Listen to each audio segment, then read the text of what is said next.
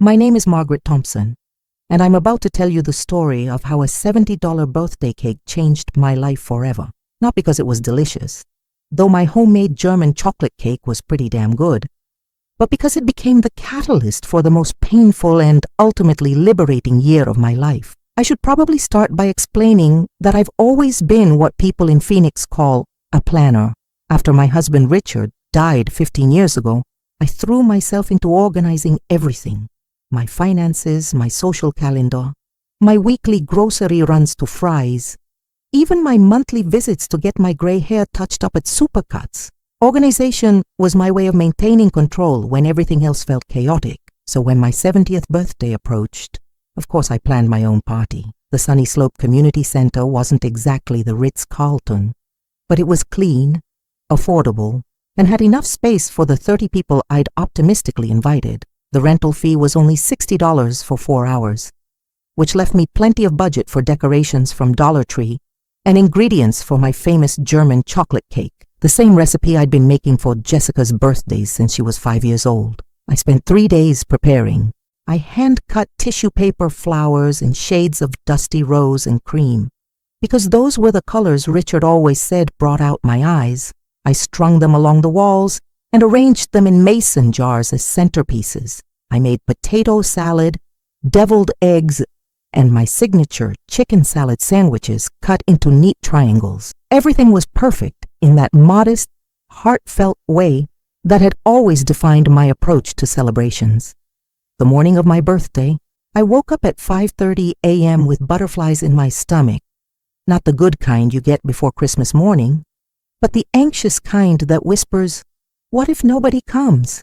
I'd been having that feeling a lot lately, especially when it came to my daughter Jessica and her family. Jessica had moved to North Scottsdale 5 years ago, to one of those pristine neighborhoods where every house looks like it belongs in Better Homes and Gardens, and every SUV costs more than I used to make in a year as a high school English teacher. Her husband Brad worked in commercial real estate, and they lived in a world of granite countertops, private school tuitions, and country club memberships that seemed to require constant financial juggling. The distance between us wasn't just geographical. Over the years, I'd noticed how Jessica's voice would get tight when she talked about money, how she'd make little comments about my simple lifestyle, or suggest that I could do so much more with my life. What she didn't understand, what I'd never told her, was that I could afford to do more, much more. When Richard died, he left me 3 rental properties in downtown Phoenix that he'd quietly been acquiring throughout our marriage. While I was teaching 9th grade English and worrying about our grocery budget, he was building a modest real estate empire. The properties, now worth over $1.2 million combined, generated enough rental income to cover my expenses with plenty left over. But I kept this information private, partly because Richard had always handled the business side of things, and partly because I'd seen how money could complicate family relationships. I preferred living simply, driving my 10-year-old Honda Civic, shopping at thrift stores, and finding joy in small pleasures. It wasn't about being cheap. It was about being authentic to the values Richard and I had shared for 38 years of marriage. But as I got dressed for my birthday party that morning, I wondered if my simple approach to life had somehow disappointed my daughter. At 11 a.m., I arrived at the community center and began setting up. The custodian, a kind man named Miguel, helped me arrange the folding tables and chairs. "This looks beautiful, Mrs. Thompson," he said, admiring my tissue paper flowers. "Your family is going to love it." I hoped he was right. By noon, my few close friends had arrived.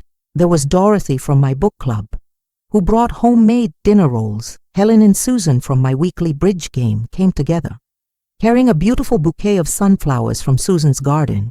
My neighbor Carlos arrived with his wife Maria, and they'd brought a bottle of wine that they assured me was perfect for celebrating.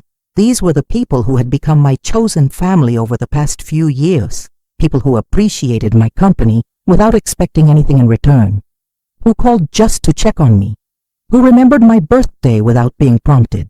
As I looked around the room at their genuine smiles and heard their authentic laughter, I realized I was genuinely happy. Then Jessica arrived. I heard her voice before I saw her. That particular tone she used when she was trying to control her emotions in public. Oh my God, Brad, look at this place. She actually rented the community center. And those decorations, they look like something from a churchcraft fair. My heart sank as I watched her walk in, dressed in what I recognized as designer clothes. Her hair perfectly styled, her makeup flawless. Behind her came Brad, checking his phone, and their 2 children, Emma, 12, and Connor, 10, looking around the room with expressions that mirrored their mother's barely concealed embarrassment. "Happy birthday, Mom," Jessica said, giving me a stiff hug that felt more like a duty than an affection. She handed me a gift bag from Nordstrom that I could tell by its weight contained something expensive but impersonal.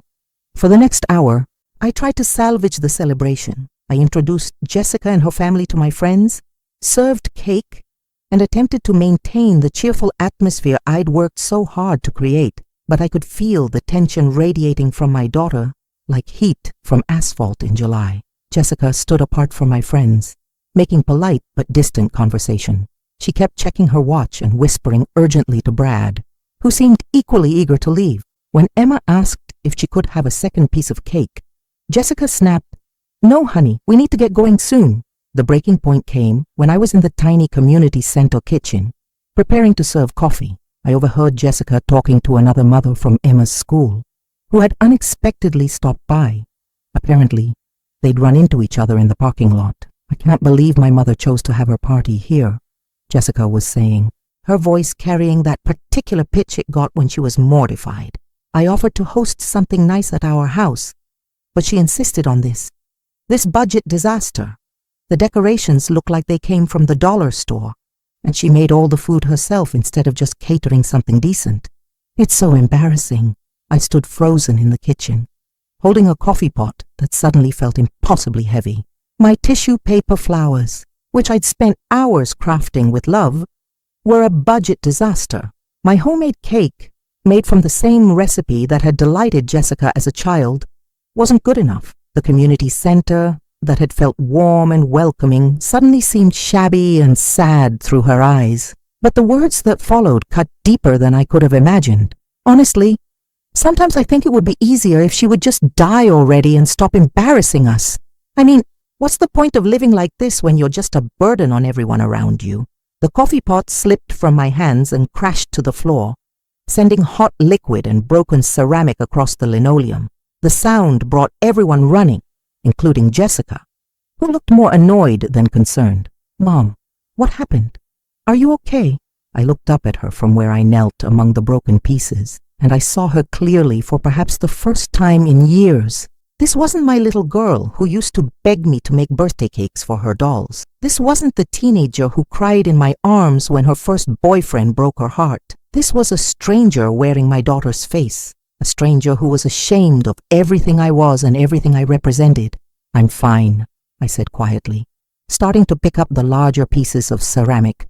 "Just clumsy." "Here, let me help," said Helen, kneeling beside me with concern etched on her face. "No, Mom, this is exactly what I mean," Jessica said, her voice rising with frustration. "You can't even handle serving coffee without making a mess. You rent the cheapest venue in town, make everything yourself instead of getting professional help, and then you can't even manage the simple stuff." The room had gone silent, except for the sound of me carefully placing broken ceramic pieces into my palm. My friends were staring at Jessica with expressions ranging from shock to disapproval, but I felt numb to it all. Jessica wasn't finished. "This whole thing is just so typical, Mom. You invite us to this pathetic little gathering at a community center, serve grocery store wine and homemade cake, and expect us to pretend it's some kind of special celebration. Do you know what Emma's friends, grandmothers, do for their birthdays? They rent private rooms at nice restaurants or host elegant parties at their country clubs. They don't subject their families to this."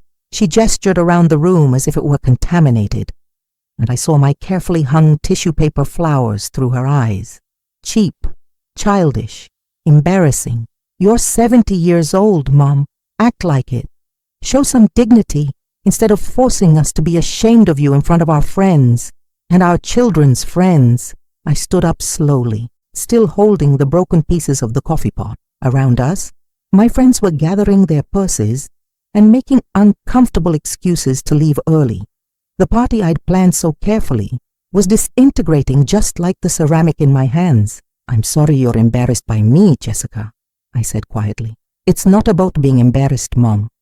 It's about standards. It's about recognizing that some things are worth doing right or not doing at all." "I thought I was doing it right," I whispered. "Well, you thought wrong." With that, Jessica gathered Brad and the children and walked toward the door. "We'll call you later this week," she said without looking back.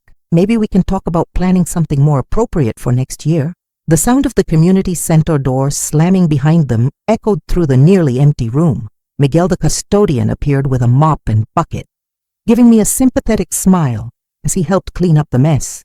My remaining friends, loyal Dorothy, Helen, Susan, Carlos, and Maria, stayed to help me pack up the decorations and leftover food, but their cheerful chatter couldn't mask the devastating silence Jessica had left behind. As I drove home in my 10-year-old Honda Civic, passing the perfectly manicured neighborhoods of North Scottsdale, where my daughter lived her carefully curated life, I made a decision that would change everything. It was time for Jessica to learn who her mother really was. That night, I sat in my small living room in my modest ranch house on the west side of Phoenix, staring at a shoebox that hadn't been opened in over a year. Inside were all the documents Richard had left me: property deeds, bank statements, rental agreements, and investment portfolios that I'd been too overwhelmed to fully understand when he first passed away. Richard had always handled our finances. While I was grading papers and planning lesson activities for my high school English students, he was quietly building what he called our security blanket. I knew we owned rental properties, but I'd never paid attention to the details. After his funeral, I'd simply followed the instructions he'd left with our attorney, Robert Martinez, and let the property management company handle everything while I focused on learning how to live alone. But Jessica's words kept echoing in my head. "Show some dignity." Some things are worth doing right or not doing at all. The irony was almost laughable. If she only knew what doing things right actually looked like. I opened the shoebox with trembling hands. The first document I pulled out was a property deed for a vintage brick apartment building on Roosevelt Row in downtown Phoenix, the area that had transformed from a sketchy arts district into one of the most sought-after neighborhoods in the city. Richard had purchased the building in 2003 for $180,000. According to the latest appraisal I found in the folder, it was now worth $650,000. The second property was a small office building near the airport that Richard had bought in 2005 for $220,000. Current value, $485,000. The third was a duplex in the trendy Arcadia area that he'd acquired in 2007 for $195,000, now worth $425,000. Total current value, $760,000. But the real revelation came when I found the income statements from the property management company. These three buildings were generating $12,800 per month in rental income, $153,600 per year, after property management fees, taxes, insurance, and maintenance. I was netting approximately $9,200 per month without lifting a finger. I sat back in my recliner, the papers scattered across my lap, trying to process what this meant. For 15 years, I'd been living on my teacher's pension of $20,800 per month while sitting on a small fortune.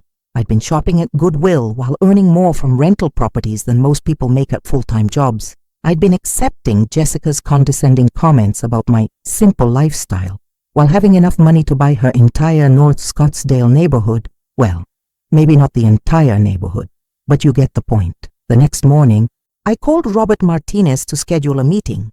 Robert had been Richard's attorney for over 20 years, and he'd been patiently managing the legal aspects of my properties while I played the role of the grateful widow who didn't understand business matters. "Margaret," he said when I walked into his downtown office, "it's wonderful to see you.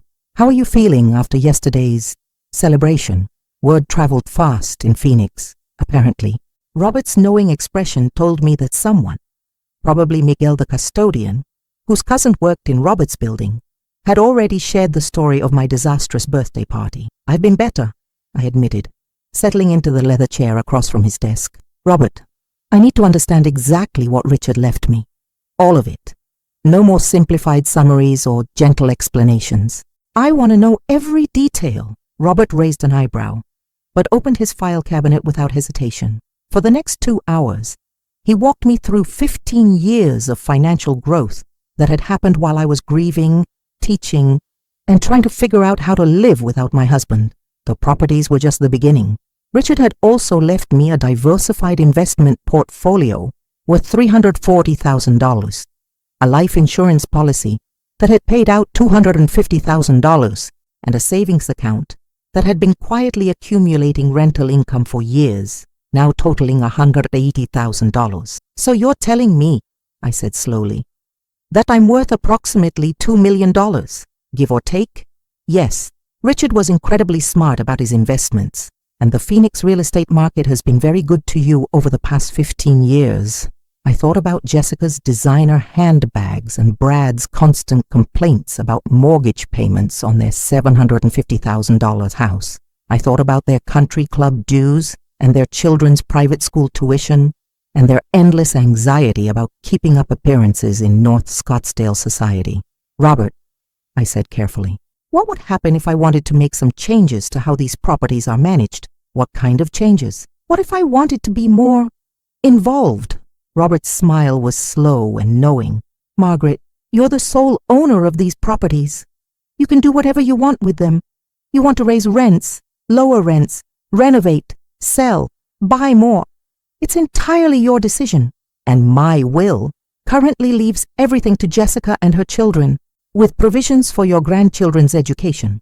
But that can be changed at any time." I sat quietly for a moment, thinking about the Roosevelt Row apartment building.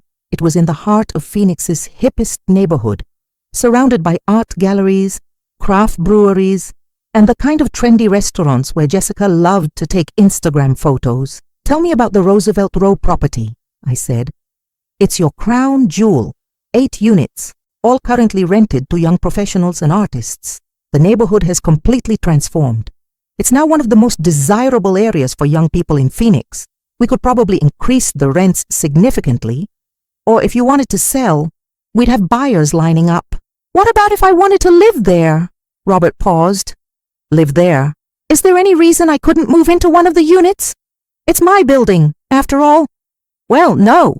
Legally, there's no reason you couldn't. We'd need to give proper notice to a current tenant. But yes, you could absolutely live in your own building. It would be quite a change from your current neighborhood, though, very urban, lots of young people, completely different lifestyle." "Different from what?" "From being embarrassed by my own daughter in community centers." Robert's expression grew serious.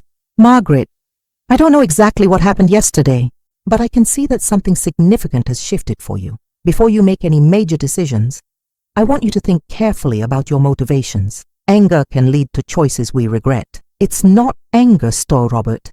It's clarity." I spent the rest of that week doing research. I drove downtown to look at my Roosevelt Row building. Really look at it, for the first time since Richard's death. It was beautiful. Red brick with large windows, fire escapes that gave it character. Surrounded by murals and galleries and the kind of vibrant street life I hadn't experienced since my college days. I walked through the neighborhood, past coffee shops where 20-somethings sat with laptops, past boutiques selling vintage clothes and handmade jewelry, past restaurants with names like the Cornish Pasty and Elpst Coffee. It was the opposite of my quiet suburban street, with its identical ranch houses and manicured lawns. It was alive. I also did research on Jessica and Brad's financial situation. It wasn't difficult. In the age of social media and public records, a determined 70-year-old woman with time on her hands can learn a lot. Their mortgage was $4,200 per month. Emma's private school tuition was $15,000 per year. Connor's was $14,500. Their country club dues were $400 per month. Brad's BMW lease was $650 monthly. Jessica's Range Rover was $780. According to public records, Brad's real estate company had been struggling. Their combined income had dropped from $180,000 3 years ago to approximately $95,000 last year. They were, in financial terms, drowning while trying to maintain the appearance of success. And here I was, their embarrassing mother, earning more in a single month from rental properties than they made in 2 months of actual work. The irony was delicious. But I wasn't ready to reveal my hand yet. Jessica had taught me something valuable at my birthday party. The importance of timing, of presentation, of making sure your message has maximum impact. If she wanted to see what doing things right looked like, I was going to give her a masterclass. On Friday afternoon, I called Jessica. "Hi, Mom," she answered, her voice carrying that careful tone she used when she was trying to be patient. "How are you feeling? I hope you weren't too upset about Sunday." I know I was a little harsh, but I was just trying to help you understand. "I understand perfectly, sweetheart," I interrupted. "You were absolutely right. I need to start thinking about my living situation, about planning for the future more appropriately." There was a pause. "Oh, well, good. I'm glad you see it that way. In fact, I've been looking at some downtown apartments. The Roosevelt Row area. Do you know it? Roosevelt Row? Mom, that's where all the young hipsters live. It's very urban. Are you sure that's the right environment for someone your age? I thought you said I needed to show more dignity, live with higher standards." "Well, yes, but I was thinking more like a nice senior community in Scottsdale, somewhere with activities and medical care nearby." "Oh, I'm not ready for a senior community yet. I'm only 70 after all. I think downtown living might be exactly what I need. Art galleries, interesting restaurants, cultural activities." "Mom, those places are very expensive. Are you sure you can afford—" "Don't worry about my finances, dear. I'm more resourceful than you might think." After I hung up, I sat in my kitchen with a cup of tea, planning my next move. Jessica thought she knew who I was, a pathetic old woman living a small, embarrassing life. She was about to discover that assumptions, like cheap coffee pots, can shatter in the most unexpected ways. It was time to find out just how much my daughter really knew about standards, dignity, and doing things right. Over the next 2 weeks, I transformed from grieving widow to strategic mastermind, and I discovered that decades of teaching teenagers had given me skills I'd never fully appreciated. Teenagers, like ungrateful adult children, respond best to consequences rather than lectures. They need to experience the results of their choices before they can truly learn from them. My first step was assembling what I came to think of as my advisory board. Robert Martinez was already on board as my attorney, but I needed more specialized help. I hired Patricia Wells, a private investigator who specialized in financial background checks. Patricia was a former Phoenix police detective in her 50s, with steel gray hair and eyes that missed nothing. "You want to know exactly how deep in debt they are?" she asked during our initial meeting at a quiet cafe in Central Phoenix. "I want to know everything," I said. "Credit scores, outstanding loans, spending patterns, income sources. I want to understand exactly what financial pressure they're under." "And what are you planning to do with this information?"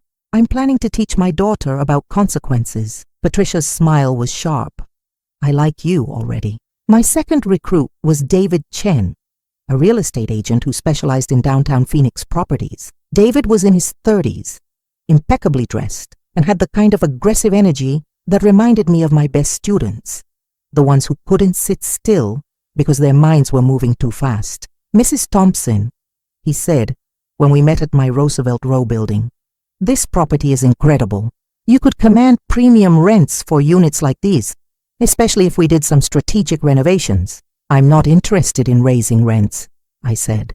"I'm interested in something more creative." "Creative how?" "What if we had a unit that needed to be rented urgently, at below market rates, to someone with excellent references but limited immediate capital?" David studied my face carefully. "You want to offer someone a sweetheart deal. I want to offer my daughter an opportunity she can't refuse. And then I want to see what happens when she discovers exactly who her landlord is." My third team member was Linda Rodriguez, a property manager who worked with high-end downtown rentals. Linda had been in the business for 20 years and understood the psychology of tenants as well as the mechanics of leases. "What you're describing," Linda said after I explained my plan, is ethically complex, but legally sound. You own the building. You can rent to anyone you choose at any price you choose. But Margaret, and I hope you don't mind me being direct, are you sure you want to get this involved in your daughter's life? Sometimes family relationships are better maintained with clear boundaries. Linda, I said, my daughter told me I should die rather than continue embarrassing her. I think the boundaries have already been crossed. Linda nodded slowly. In that case, let's talk about lease terms. Meanwhile, Patricia's investigation was revealing exactly what I'd suspected. Jessica and Brad were living paycheck to paycheck, using credit cards to maintain their lifestyle, and desperately seeking ways to reduce their overhead without losing face in their social circle.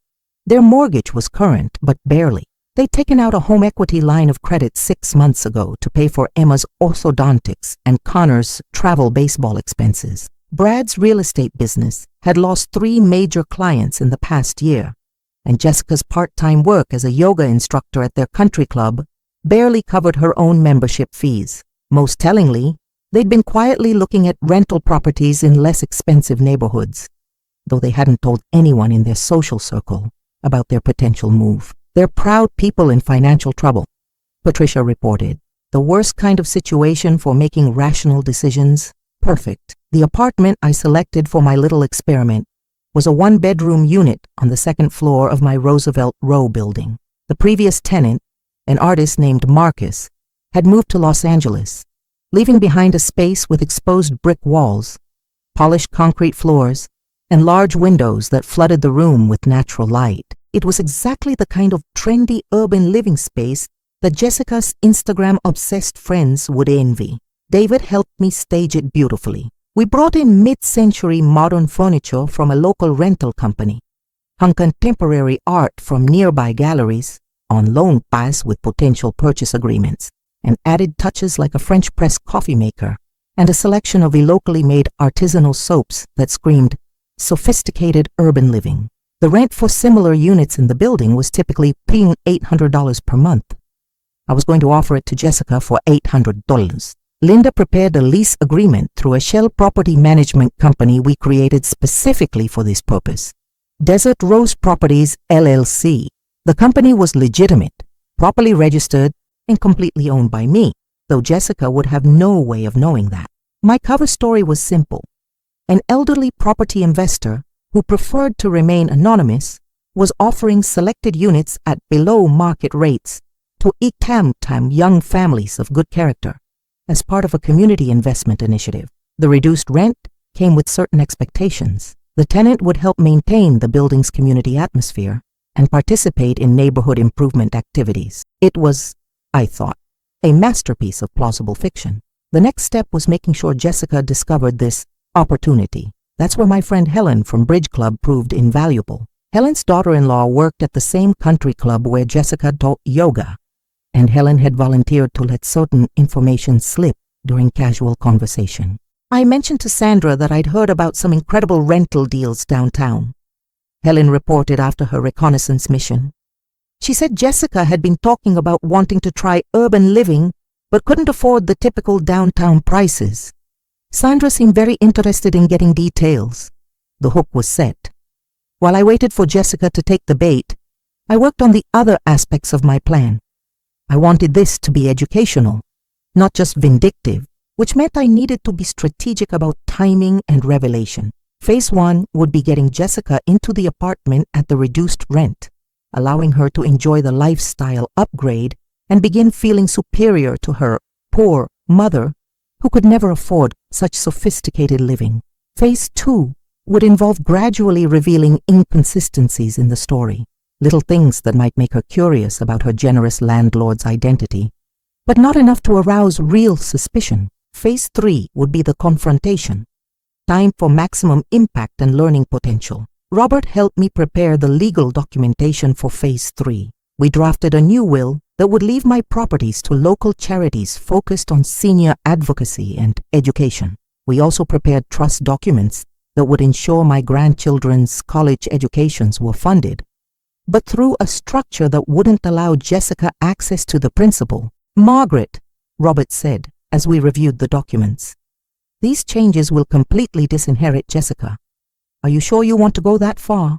I'm sure I want her to think I'm going that far, I replied. Whether I actually follow through depends entirely on what she learns from this experience. Patricia continued monitoring Jessica's financial situation and discovered something interesting. Brad had been quietly applying for rental properties in Tempe and Mesa, less prestigious areas where they could reduce their housing costs significantly. The applications had been rejected due to their debt-to-income ratio. They weren't just house poor, they were genuinely desperate. This desperation was exactly what I was counting on. Desperate people make quick decisions, and quick decisions often reveal true character. I also began making changes to my own life that would support the narrative I was building. I started volunteering at a local senior center, not just for appearance's sake, but because I genuinely enjoyed helping organize activities for other women my age. I joined a book club at the downtown library and began taking art classes at a community college. For the first time in years, I was building a life based on my own interests rather than my family's expectations. The irony wasn't lost on me. In planning my daughter's comeuppance, I was accidentally discovering who I really was when nobody was trying to manage, change, or improve me. I also began documenting everything. I kept detailed records of every financial transaction Jessica had requested over the years, every family event I'd been excluded from, every condescending comment about my lifestyle choices. If this plan was going to work, I needed to be prepared for the inevitable moment when she would try to rewrite our history. Linda had prepared a beautiful marketing packet for the Roosevelt Row apartment, complete with professional photographs and carefully worded descriptions of the building's amenities. The packet mentioned the building's private investor owner, who values community over profit, and emphasized the rare opportunity for qualified tenants to join a carefully curated residential community. It sounded impressive enough to appeal to Jessica's status consciousness, while vague enough to avoid outright lies. The final piece of my preparation was emotional. I spent long evenings thinking about what I really wanted from this confrontation. Was I seeking revenge, justice, education, reconciliation? The truth was complicated.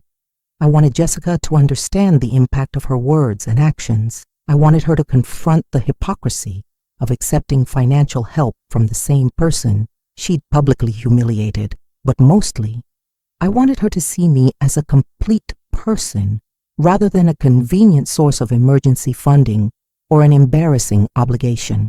If she couldn't learn to respect me, then at least she would learn that disrespecting me had consequences. By the end of March, everything was in place. The apartment was staged, the paperwork was prepared, the investigation was complete, and the bait was dangling exactly where Jessica couldn't miss it.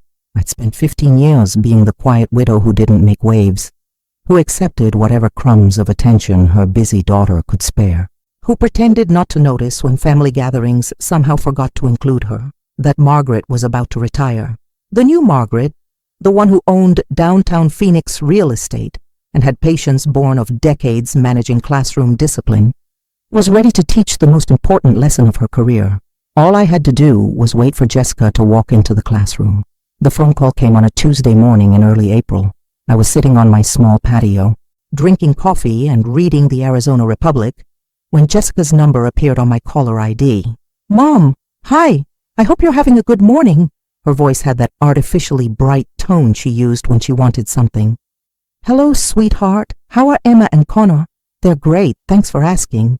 Listen, Mom, I called because the most amazing opportunity has come up, and I wanted to share it with you." I smiled into my coffee cup. "Oh, what kind of opportunity?" "Well, you know how I mentioned that Brad and I have been thinking about trying urban living? Downtown Phoenix is becoming so trendy, and we thought it might be fun to experience that lifestyle for a while." "I thought you said downtown was too urban for someone my age." A brief pause. "Well, yes, but you're at a different life stage than we are. Anyway, through a connection at the club, I heard about this incredible apartment in Roosevelt Row. Do you know that area? I've driven through it," I said truthfully. "It's where all the young professionals are moving now. Very artistic.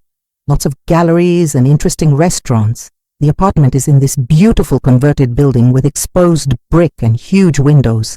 Exactly the kind of authentic urban living that's so hard to find." It sounds expensive. That's the amazing part. The owner is some kind of philanthropic investor who rents to carefully selected families at below market rates. We applied yesterday, and they called this morning. We got it. Congratulations, I said, injecting just enough surprise into my voice. What's the rent? Only $800 a month. Can you believe it? Comparable places go for $1,800 or more. The property manager said the owner specifically wanted to help young families experience downtown living without the typical financial barriers. How generous of them. I know, right? We're moving in this weekend. I'm so excited to finally live somewhere with some culture and sophistication. The dig was subtle but unmistakable. Her current suburban life had culture and sophistication. Mine, presumably, did not. I'm happy for you. May disdaño, dear, I said. It sounds like exactly what you've been looking for. Thanks, Mom. I'll send you the address once we're settled. Maybe you can visit, though I know downtown isn't really your scene.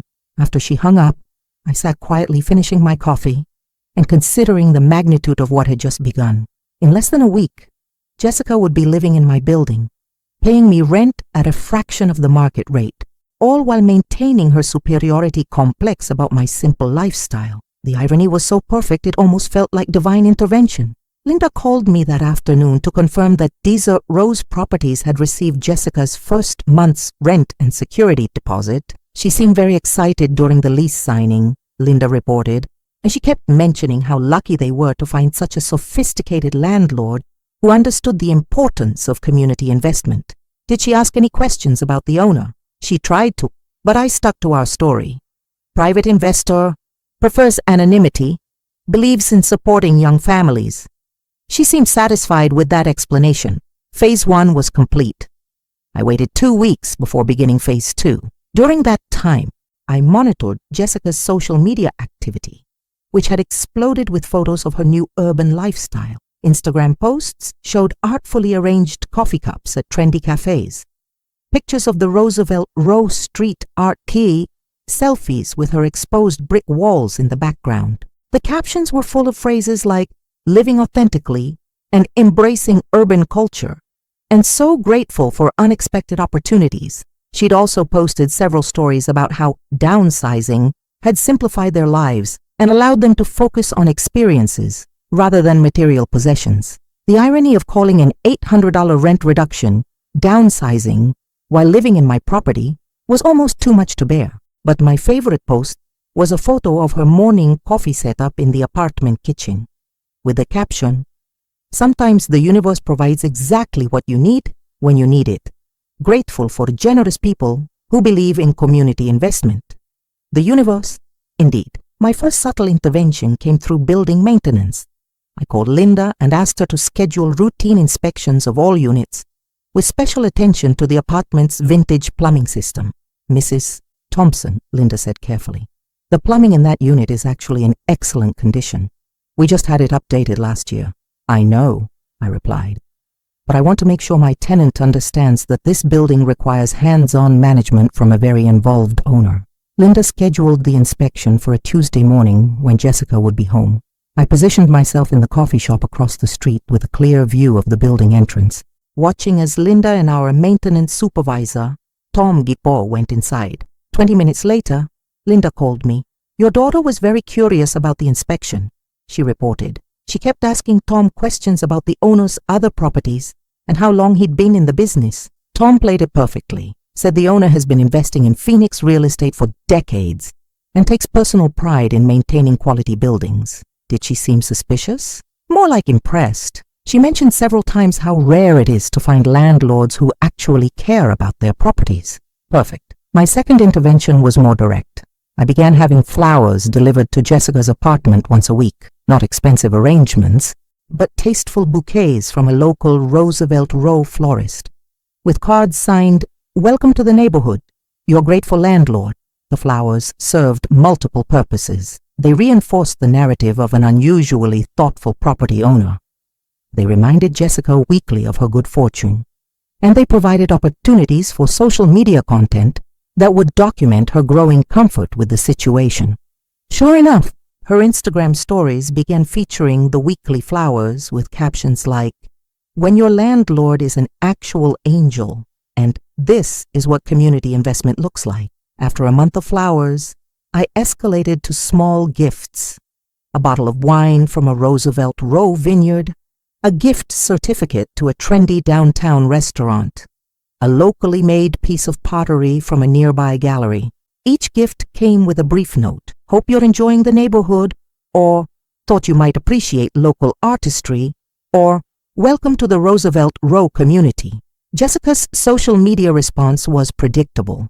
Photos of each gift, captions about incredible generosity, and community-minded investors, and grateful beyond words. She'd even started referring to her anonymous landlord as my guardian angel investor. I was simultaneously entertained and horrified by how easily she accepted expensive gifts from a stranger while complaining that her own mother's homemade birthday cake wasn't good enough. By May, Jessica had become Roosevelt Row's unofficial social media ambassador. She joined the neighborhood association, started attending First Friday art walks, and had become friends with several other young professionals in the building. Her posts showed a woman genuinely thriving in her new environment, which would have made me happy if not for the constant subtle digs at her previous life. Finally, living somewhere with real character, she posted alongside a photo of herself at a gallery opening. Amazing what happens when you escape suburban conformity. Discovered the best coffee in Phoenix today, accompanied a picture from a local roastery, so much more authentic than chain store culture. Date night downtown, with a photo of her and Brad at an upscale restaurant. Love being able to walk to interesting places instead of driving to generic strip malls. Each post felt like a small knife twisted in memories of every family gathering at chain restaurants, every birthday celebration at community centers, every modest gift I'd given that apparently wasn't sophisticated enough for her elevated tastes. But I remained patient. Good teachers know that the most important lessons require careful timing. In June, I began the third phase. I started, accidentally, appearing in places where Jessica might see me. Not stalking. I lived in Phoenix too, after all, and had every right to explore downtown areas. But I made strategic choices about when and where I shopped, ate, and attended cultural events. The first coincidental encounter happened at Phoenix Art Museum during a traveling exhibition of contemporary photography. I was genuinely there to see the exhibit, part of my new commitment to cultural enrichment, when I spotted Jessica and Brad examining a series of urban landscape photographs. "Jessica, what a surprise!" She turned, and her expression went through several stages. Surprise, confusion, and something that might have been embarrassment. "Mom, what are you doing here?" "I'm visiting the photography exhibit. I've been trying to expose myself to more cultural activities lately." The phrase, expose myself, was deliberate, a gentle echo of her birthday party criticisms about my lack of sophistication. "Oh, that's great, Mom." She seemed genuinely flustered. "I didn't know you were interested in contemporary art. There's a lot you don't know about my interests, sweetheart. How are you enjoying downtown living?" "It's been amazing," Brad chimed in, apparently more comfortable with the conversation than Jessica. "We're in this incredible apartment in Roosevelt Row. The owner is this anonymous investor who rents to young families at incredible rates. It's like living in New York, but affordable." "How wonderful," I said, studying the photograph they'd been discussing, a black and white image of urban renewal in Detroit that seemed ironically appropriate. "Roosevelt Row is such an interesting neighborhood. So much character." "Exactly." Jessica's enthusiasm seemed forced. "We've really embraced the authentic urban lifestyle. It's so much more meaningful than suburban conformity." "I'm sure it is," I replied mildly. "Well, I don't want to interrupt your cultural exploration. Enjoy the exhibit." As I walked away, I heard Jessica whisper urgently to Brad, though I couldn't make out the words. Her discomfort was palpable, and I understood why. In her narrative, I was the unsophisticated suburban mother who couldn't appreciate culture or quality. Finding me at an art museum, confidently discussing contemporary photography with a gallery volunteer, disrupted her carefully constructed story. The second encounter was at a downtown farmer's market 2 weeks later. I was buying locally grown vegetables, another part of my genuine effort to embrace downtown living, when I saw Jessica selecting artisanal bread from a vendor she'd featured prominently in her social media posts. Margaret. She'd started using my first name instead of Mom in public, I noticed. Fancy seeing you here. Hello, dear. I've been exploring local farmers markets. This bread looks delicious. Do you recommend this vendor? Yes. They're supposed to be really good. I didn't know you shopped at farmers markets. I'm full of surprises, I said, selecting a loaf of sourdough. How's the apartment working out? Great, really great. The neighborhood is so vibrant, and our landlord continues to be incredibly generous. We got another gift basket last week. Local honey and preserves from this vendor, actually. I smiled, remembering the gift basket I'd had Linda arrange. How thoughtful. You're very lucky to have found such a caring landlord. We really are. It's restored my faith in community investment and people who actually care about more than just profit. The irony was so sick I could have spread it on the artisanal bread. By July, these chance encounters had become a pattern. Jessica would spot me at coffee shops she'd claimed as her own discoveries, at gallery openings she'd posted about, at restaurants she'd praised as examples of authentic urban dining. Each time, her discomfort grew more obvious. The problem, from her perspective, was that I was good at these encounters. I could discuss the art knowledgeably, recommend wines confidently, navigate downtown social situations with ease. I wasn't the culturally clueless suburban mother her narrative required me to be. Her social media posts began to change subtly. Fewer direct criticisms of suburban life, more general appreciation for downtown culture. The tone shifted from finally escape conformity to a grateful for new experiences. She was unconsciously protecting herself from the cognitive dissonance of seeing her supposedly unsophisticated mother thriving in the environment she'd claimed as proof of her own superiority. But the real shift came in August, when Jessica called me directly for the first time since moving downtown. Mom, can we talk? Of course, sweetheart. What's on your mind? I keep running into you downtown, and I guess I'm surprised by how much you seem to know about the neighborhood and the art scene and everything. Why would that surprise you? A long pause. I guess I assumed you weren't really interested in those things. Based on what? Another pause. I don't know.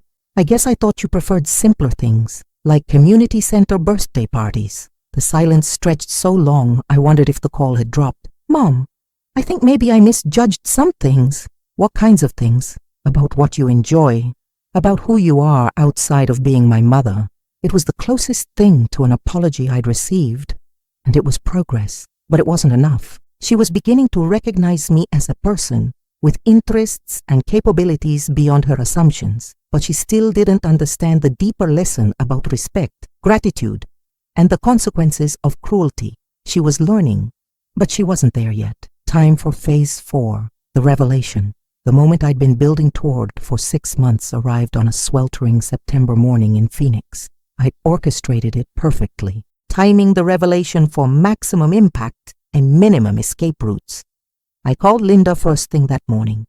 It's time, I said simply. Are you sure you're ready for this, Margaret? Once we do this, there's no going back. I've been ready since my birthday party in March. Set up the meeting for this afternoon. I'll call Desert Rose Properties and request an urgent tenant meeting regarding building renovations. That should get her there without raising suspicions. Next, I called Robert Martinez. We need to do this today. Have all the documents ready. Margaret, I want to make sure you've thought through all the implications.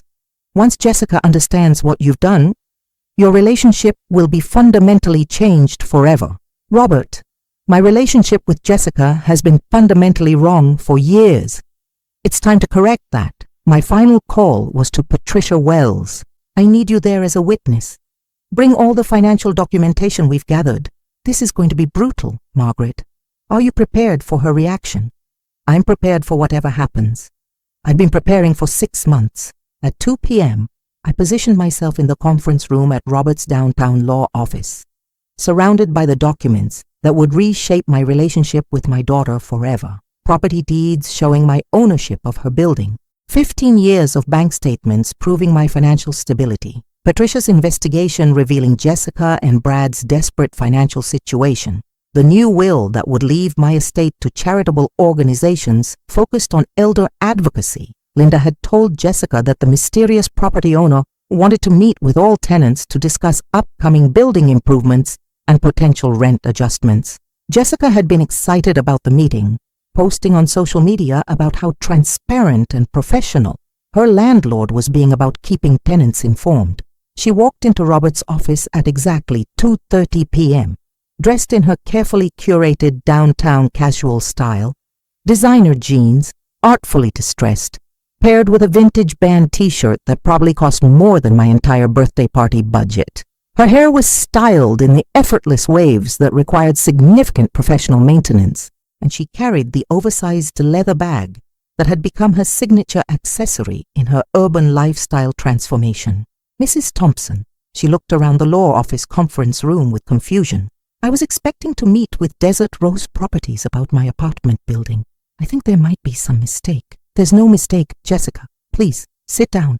The confusion on her face deepened as she recognized Robert Martinez, who had handled Richard's estate 15 years ago. Mr. Martinez, what are you doing here? And Mom, why are you here for my landlord meeting? Because I am your landlord. Jessica, the words hung in the air like smoke from an explosion. I watched my daughter's face cycle through disbelief, confusion, and the dawning horror of understanding. What are you talking about? I own the Roosevelt Row building where you've been living for the past 6 months. Desert Rose Properties is my company. The generous, anonymous investor who's been giving you below-market rent and weekly gifts. That's me. Jessica sank into the conference chair across from me, her face pale. That's impossible. You live in that little house on the west side. You shop at thrift stores. You had your birthday party at a community center. I choose to live simply, Jessica. That doesn't mean I have to live simply. Robert slid the first document across the table, the property deed for the Roosevelt Row building, clearly showing my name as sole owner. It dated 15 years ago. Your father bought this building in 2008, along with 2 other commercial properties downtown. I've owned your apartment building longer than you've lived in North Scottsdale. Jessica stared at the deed as if it were written in a foreign language. But you never said anything. You let us think. All this time, we thought you were barely getting by on your teacher's pension. You never asked about my finances, sweetheart. You just assumed. Patricia leaned forward and placed a folder in front of Jessica. Mrs. Bradford, these are copies of your credit reports, mortgage statements, and loan applications. Your mother hired me to conduct a financial background check before approving your rental application. Jessica's hands shook as she opened the folder and saw her financial life laid bare. The maxed-out credit cards, the desperate loan applications, the precarious month-to-month struggle to maintain their North Scottsdale lifestyle. You investigated us. I wanted to understand why my daughter and son-in-law, who were too embarrassed to attend a birthday party at a community center, would suddenly be interested in an $800 apartment in downtown Phoenix. We weren't embarrassed. You told someone at my birthday party that you wished I would just die already so I'd stop embarrassing you. I heard you, Jessica. I heard every word.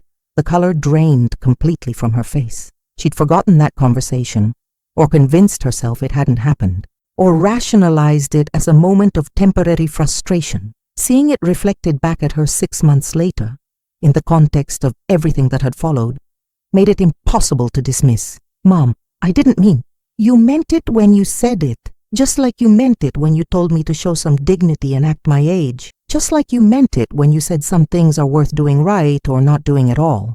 I pulled out my phone and showed her one of her recent Instagram posts, a photo of the weekly flowers I'd been sending, with her caption about her angel investor landlord. So tell me, Jessica, when your anonymous landlord sends you flowers and wine and gift certificates, is that showing dignity? When a stranger gives you a beautiful apartment for half-price rent, are they doing things right? That's different. It's exactly the same. The only difference is that you didn't know the gifts were coming from your embarrassing mother, who shops at thrift stores and makes her own birthday cakes. Robert placed the bank statements in front of her. 15 years of monthly rental income that totaled more than most people's annual salaries. Your mother nets approximately $9,000 per month from her real estate investments, he said quietly. She has assets worth over $2 million. She could have hosted your birthday party at the Phoenician Resort if she'd wanted to. She chose the community center because she values authenticity over appearances. Jessica stared at the numbers, and I could see her mental calculations as she processed what this meant. All those months of condescending comments about my simple lifestyle, all those assumptions about my limited resources, all those times she'd accepted my financial help while treating me like a burden. Why? She whispered. Why didn't you tell me? Because I wanted to see who you really were when you thought I had nothing to offer but inconvenience. And then, after your birthday party, I wanted to see who you were when you thought a stranger was being generous to you. This is crazy, she said, her voice rising. You manipulated me. You lied to me for months. I gave you exactly what you said you wanted.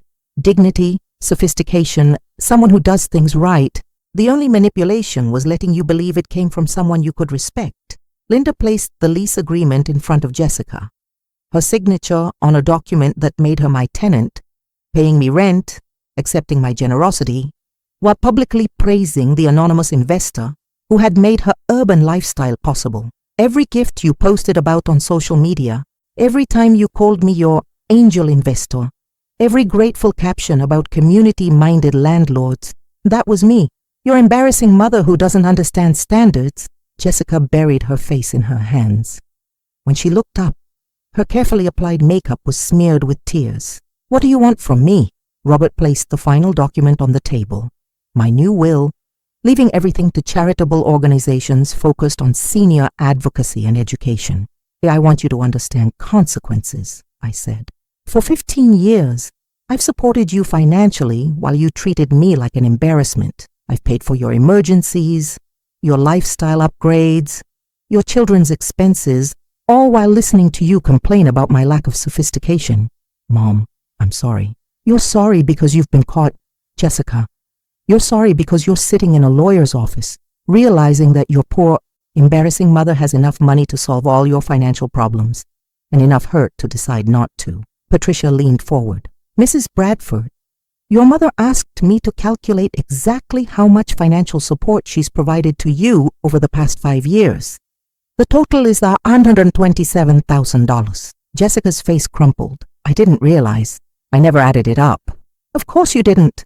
It's easier to accept help when you don't think about the cumulative impact on the person providing it. I stood up and walked to the window overlooking downtown Phoenix, looking out at the Roosevelt Row neighborhood where my daughter had been living in my building, creating Instagram content about her sophisticated urban lifestyle, funded by my generosity. Here's what's going to happen, I said without turning around.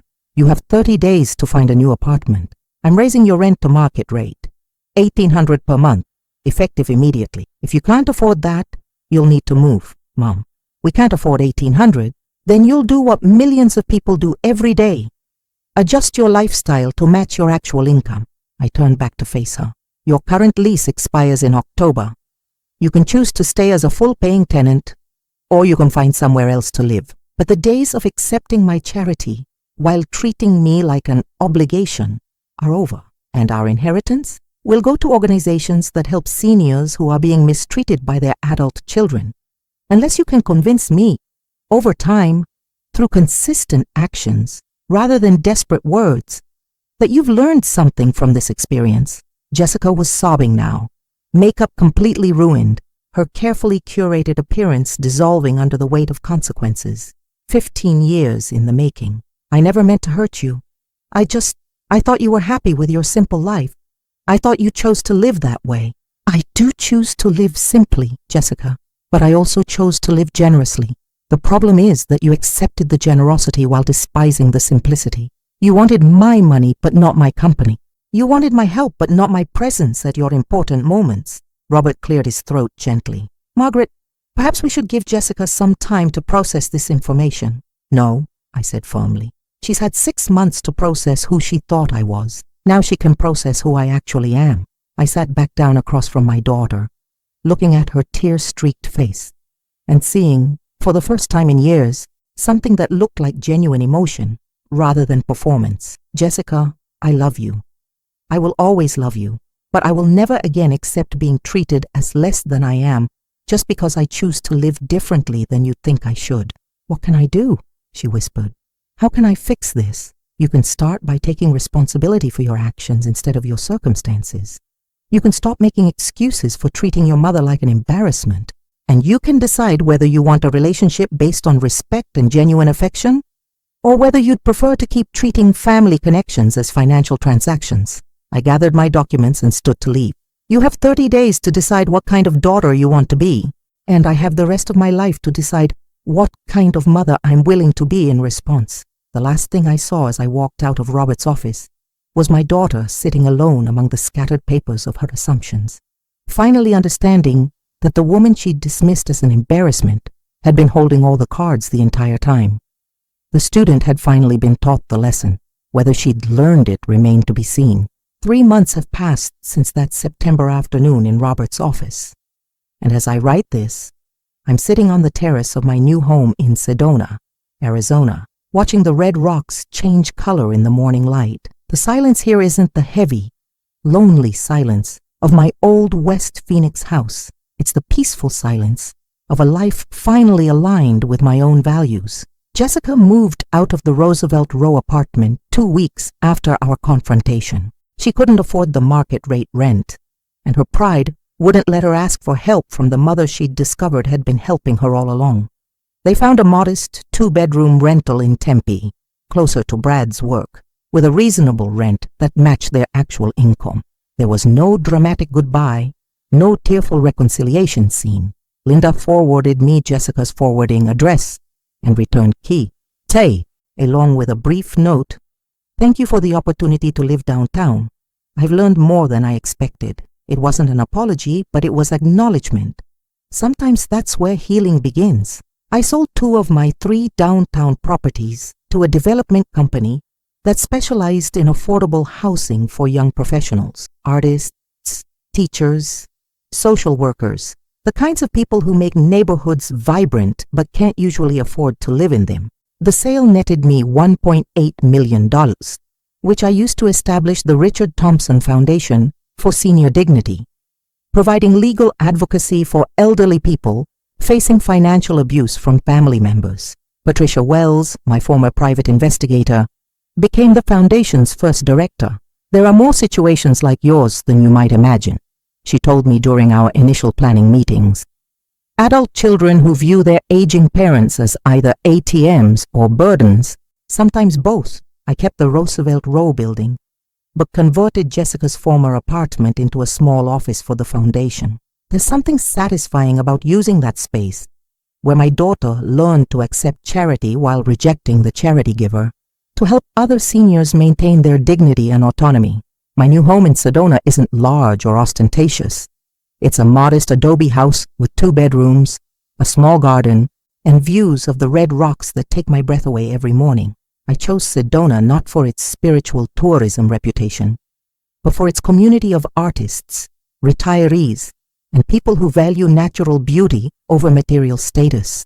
I've joined the Sedona Senior Center, where I teach a weekly class on financial literacy for women over 60. Many of my students are widows who, like me, discovered after their husbands' deaths that they understood less about their finances than they'd thought. We work through budgets, investment basics, and estate planning, but mostly we work through the psychological barriers that keep women from advocating for themselves. Don't let anyone convince you that wanting to understand your own money is selfish or unfeminine, I tell them. Financial knowledge is self-respect in practical form. I've also become involved with the Sedona Arts Center, where I volunteer with their Senior Citizen Outreach Program. We organize art classes, museum visits, and cultural events specifically designed for older adults who want to keep learning and growing. It's the opposite of the patronizing senior activities that assume people over 65 only want to play bingo and reminisce about the past. My social life is richer now than it's been in decades. I have friends who invite me to things because they enjoy my company, not because they want something from me. We go hiking in the red rocks, attend gallery openings, have dinner parties where everyone brings something homemade, and no one apologizes for using paper napkins instead of linen. Last month, I started dating. Harold Steinberg is a retired history professor who moved to Sedona after his wife died 2 years ago. We met at a book club discussion of Educated by Tara Westover. got into a passionate debate about family loyalty versus self-preservation, and discovered we had more in common than literary opinions. Harold makes me laugh. He doesn't need my money, doesn't expect me to manage his social calendar, and thinks my tissue paper flowers are charming rather than embarrassing. When I told him about Jessica and the Roosevelt Row situation, he listened without trying to fix anything or tell me how I should feel. Family relationships are complicated, he said. Sometimes love requires tough lessons. Do you think I was too harsh? I think you were exactly as harsh as the situation required. The question now is whether you can find a path forward that honors both your boundaries and your hopes. That path forward is still being constructed. Emma and Connor, my grandchildren, came to visit me in Sedona last month. Jessica drove them up. A 3-hour round trip that represented more effort than she'd made to see me in years. She didn't stay long. Just dropped them off for a weekend visit and picked them up Sunday evening. But it was progress. The kids loved Sedona. We hiked easy trails, visited art galleries where they could touch some of the sculptures, and spent hours on my terrace playing card games and talking about their lives. Emma, now 13, is developing her own opinions about authenticity versus appearances. Connor, 11, is fascinated by geology and spent most of our hiking time collecting interesting rocks. Grandma, Emma said on Saturday evening as we watched the sunset, Mom said you used to live in a small house and now you live here. Did you win the lottery or something? Something like that, I replied. I won the lottery of learning to value myself properly. What does that mean? It means I stopped letting other people tell me what my life should look like, and I started building the life I actually wanted. Connor looked up from his rock collection. Is that why you and Mom don't talk very much anymore? Your mom and I are learning how to have a different kind of relationship. Sometimes that takes time. When Jessica came to pick them up, she accepted my offer of coffee and sat on my terrace for 20 minutes, the longest conversation we'd had since the lawyer's office confrontation. The kids had a wonderful time, she said, and her tone was genuinely warm rather than performatively polite. They're growing up to be remarkable people. They are. A pause. Mom, I've been thinking a lot about what you said, about consequences and taking responsibility. And I think I spent so many years resenting that you seemed content with less than I thought you deserved, that I never considered you might be choosing contentment over complexity. It wasn't a complete apology, but it was insight. Real insight, not just regret over getting caught. Jessica, I said carefully, I need you to understand that my contentment was never about having less. It was about appreciating what I had, including my relationship with you, imperfect as it was. I know that now. I think I knew it then too, but I was so focused on what I thought you should want that I couldn't see what you actually did want. What do you think I wanted? To be seen, to be valued for who you are instead of what you could provide. Progress. We're not there yet. We may never be completely there. But Jessica is learning, and I'm learning too, learning that standing up for myself doesn't require shutting out the people who've hurt me, just changing the terms of engagement. The Richard Thompson Foundation has helped 12 families navigate financial abuse situations in its first year. Each case is different.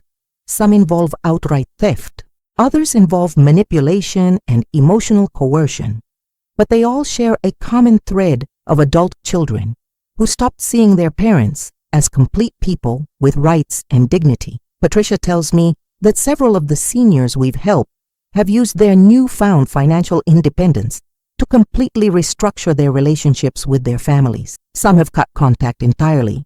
Others have negotiated new boundaries. A few have discovered that their adult children were capable of growth and change when confronted with real consequences. What you did with Jessica, Patricia said during our quarterly board meeting, is exactly what we're trying to teach other seniors to do. You didn't accept unacceptable treatment just because it came from family. Do you think it worked? I think it's working. Change takes time, especially when people have to acknowledge that their fundamental assumptions about the relationship were wrong. As for my financial future, I'm more secure than I ever imagined possible when I was a young teacher worried about grocery budgets. The remaining Roosevelt Row property continues to generate steady income. My investment portfolio has grown under the management of a financial advisor who explains everything in clear terms rather than talking around me. and the Sedona house is appreciating in value. But more importantly, I'm spending money on things that bring me joy. I travel now, not extravagant trips, but meaningful ones. I spent a week in Santa Fe visiting art museums and galleries. I took a photography workshop in Moab. Next month, I'm going to visit my college roommate in Portland, Oregon, for the first time in 20 years. I also spend money on generosity that feels good rather than obligatory. I sponsor art supplies for the senior center's classes. I donate to the local food bank. I pay for my neighbors' grandchildren to attend summer art camps when their families can't afford it. This is what Jessica never understood about my simple living. It wasn't about deprivation, it was about intention. Every choice was deliberate, every purchase was considered, every relationship was valued for itself rather than its utility. Now that she's living within her actual means in Tempe, I think she's beginning to understand the peace that comes from aligning your lifestyle with your values instead of your aspirations. Last week, she posted a photo on Instagram, not of an artfully arranged coffee cup or trendy restaurant meal, but of Connor's school art project displayed on their refrigerator. The caption read, "Some of the best things in life come from simple materials and big love." It was the first social media post I'd seen from her that felt genuinely happy rather than performatively sophisticated. There's no tidy ending to this story. No moment when all the hurt was magically healed and the relationships were perfectly restored. Real life doesn't work that way, especially when the wounds run as deep as ours did. But there's something better than a tidy ending. There's genuine hope. Hope that Jessica is learning to value authenticity over appearances. Hope that my grandchildren are growing up understanding the difference between having enough and needing to have everything.